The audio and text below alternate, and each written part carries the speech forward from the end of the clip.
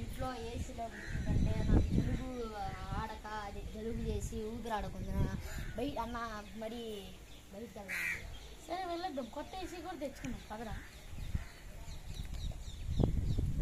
దగ్గరకు డబ్బులు లేవు రైతులు అన్న ఏసీ కొనుక్కున్నాం అన్న. ఇంట్లోనే కూర్చుంటే గాలి రావట్లా, బయటికి వెళ్తే కొంచెం వెళ్దాం కాదు.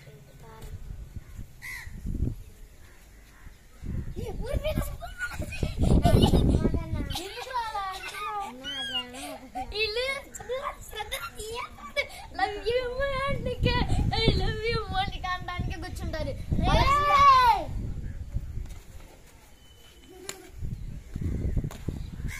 ఏంట్రా ఎక్కువ చేస్తున్నావు? ఏంటి పోలీసులతోనే చంపేస్తా తమ్ముడు.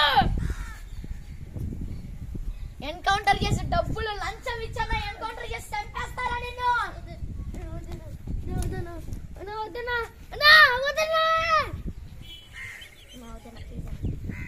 ఎన్కౌంటర్ చేసినా చెప్పనా? లంచాలు ఇచ్చానా? లంచాలు ఇచ్చి మరి చంపుతా. ఇదే కదా నీకు వచ్చేది, అదే కదా నేను రాదు. సరే రా తమ్ముడు, అయిపోయింది. వదిలేసే తమ్ముడు, పూర్ పీపుల్స్ వరస్ట్ కాదు.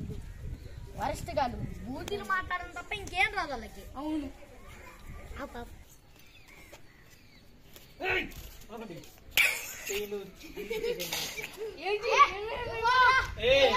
నా సంగతి మీకు తెలీదు. చెడ్డవాడిని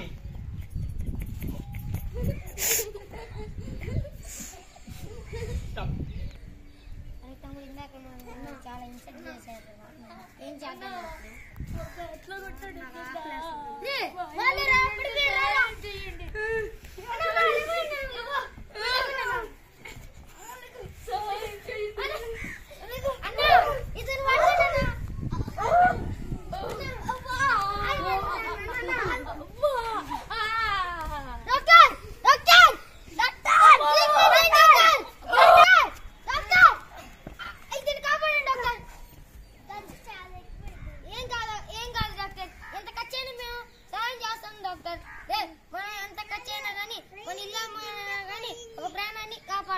సరే అన్న, నువ్వు బాగా చెప్తావు. సరే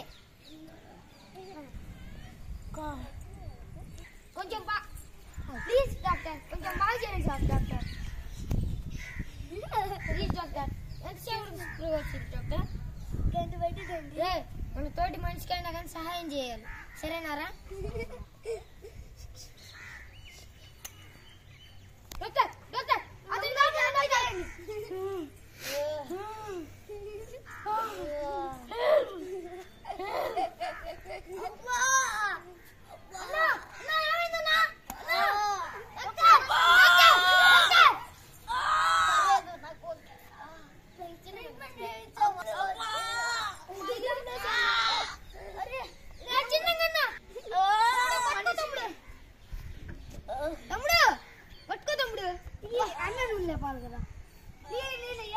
అతను కూర్చోబెడదాం.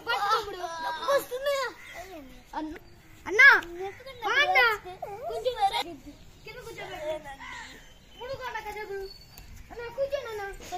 అదే మీకు నేను డబ్బులు ఇస్తా కానీ మీరు డబ్బులు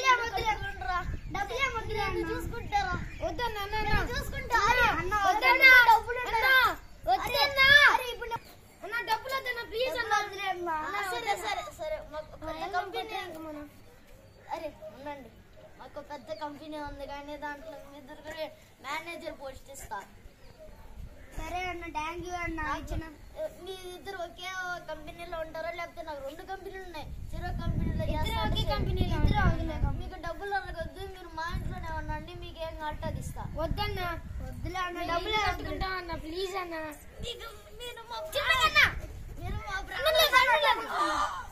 మీరు మా ప్రాణాలు కాపాడారు బాబు.